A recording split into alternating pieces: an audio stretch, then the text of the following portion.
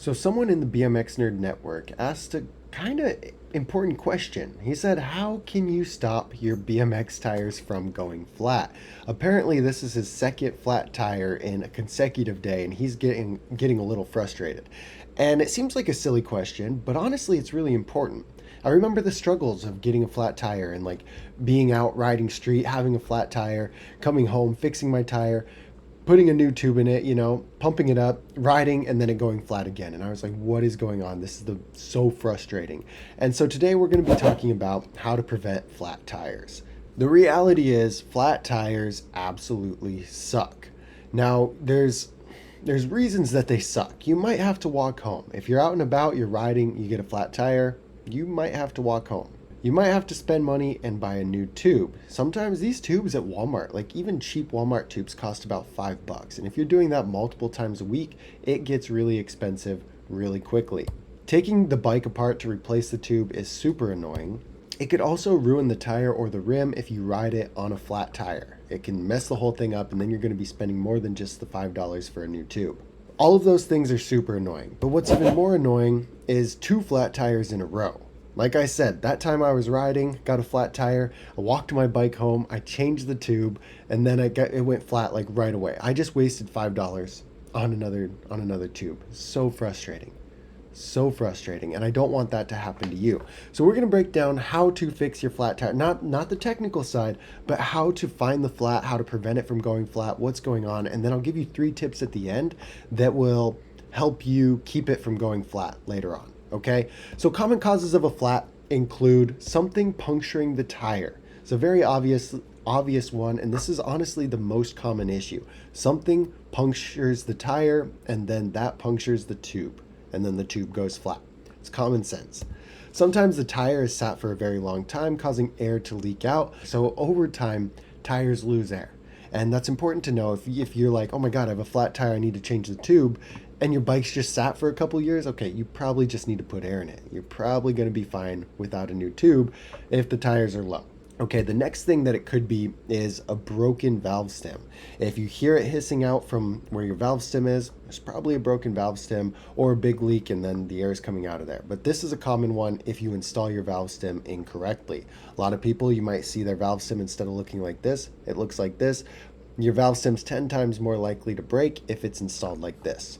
A loose valve core inside of the valve stem could be another issue. Sometimes you put slime in there or you wiggle with it and it just comes loose. That's going to cause a very slow leak of air coming out. So it's important to test that if you suspect a leak in your valve stem.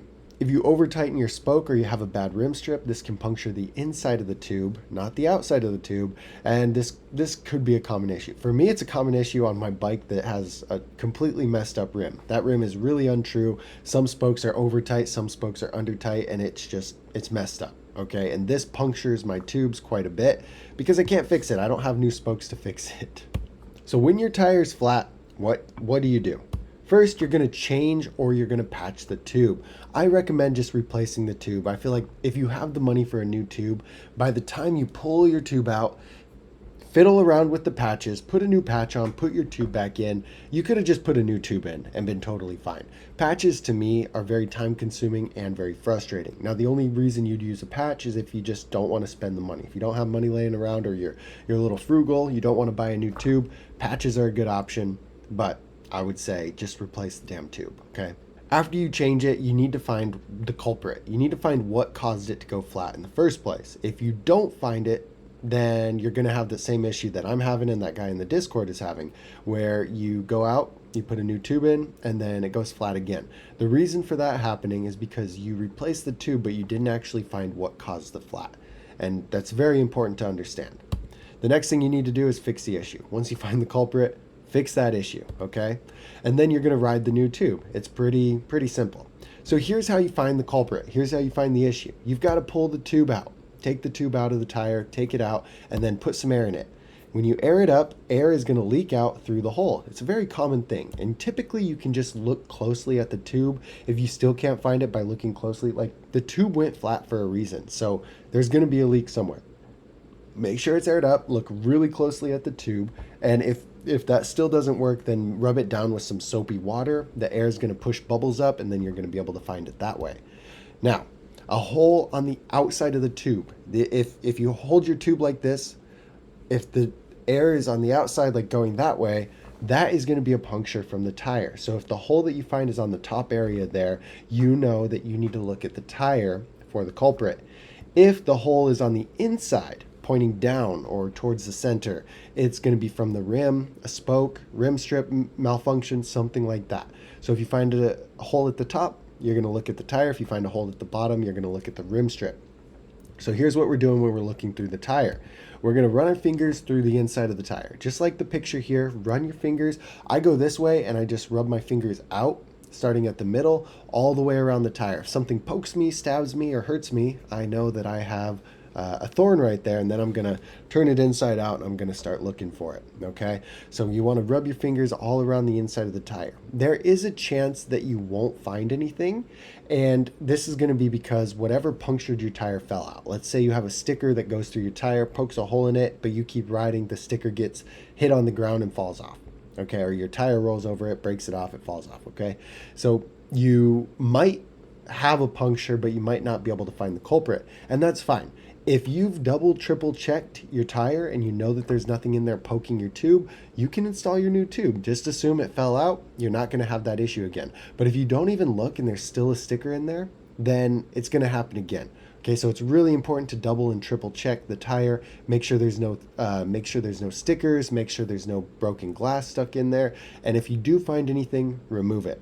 When you're checking the rim, do the same thing that you did with the tire. Run your fingers over the rim, check the rim strip, look with your eyeballs. Those little holes there, you're going to have spokes that could be poking through. And what you want to do to fix that is loosen the spokes that are poking through. Typically on your wheel, your spokes should not go through the nipple. Your spokes should be flush with the nipple. And if they're tightened too much, they're going to be poking through the nipple, they're going to poke through the rim strip, and this is going to puncture your tube. Also, if you have a broken rim strip that is like not covering the rim, there's sharp edges on the rim, there's edges on the inlet holes, there's edges on the nipple, there's edges on the spokes. So your rim strip is supposed to cover that. And if it's not, you need a new rim strip, or you can put some masking tape or electrical tape or something like that over the pokey thing to stop it from being pokey. Now, to prevent future flats, let's say you've checked your tires, you've found the flats, you replaced them. Now you don't want flats in the future. There are 3 ways that you can do this. Some of these ways kind of suck, and I'll explain why. Tip number 1, they sell heavy-duty tubes. There's such a thing as heavy-duty tubes. They're going to be way thicker than tubolitos. They're going to be way thicker than your average tubes. And with that extra thickness, theoretically, it takes a deeper sticker to puncture them. It's going to be a lot harder to get a flat. If you run over a sticker, you have a thicker tube, they say it's less likely to go flat. I still think it's like, so this picture says 80% thicker. That's not a whole lot. Like, I don't know. All things considered, this tube is going to be twice as heavy than a normal tube, and it's still likely to go flat. It's not as likely, but it's still likely to go flat. So it's important to understand that when you're replacing it. Like, okay, that's great, but is it actually worth it? Some people swear by it. Some people, if you're riding a lot of street and you're prone to running over stickers, it might be worth it to spend the extra money and have this heavier tube. It's totally going to be your choice. For me, it was never worth it. I just stick to the normal tubes that are a little bit cheaper and replace them when I need them. But one thing I would do is use slime. I am not against slime. Some people are totally against it. I think it's good to have if you're prone to getting stickers, because here's the thing. Your extra thick tube, if it does go flat or you do hit a sticker that's big enough to puncture it, you're still going to have to replace it. You're still going to need a new tube.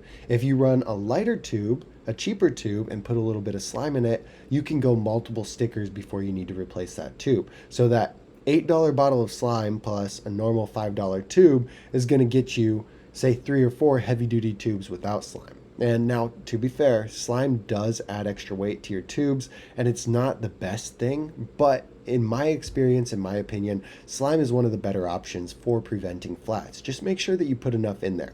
If you're going to waste your time putting slime in there, make sure you put enough so that it actually has enough in there to seal the holes when you're riding your bike, okay?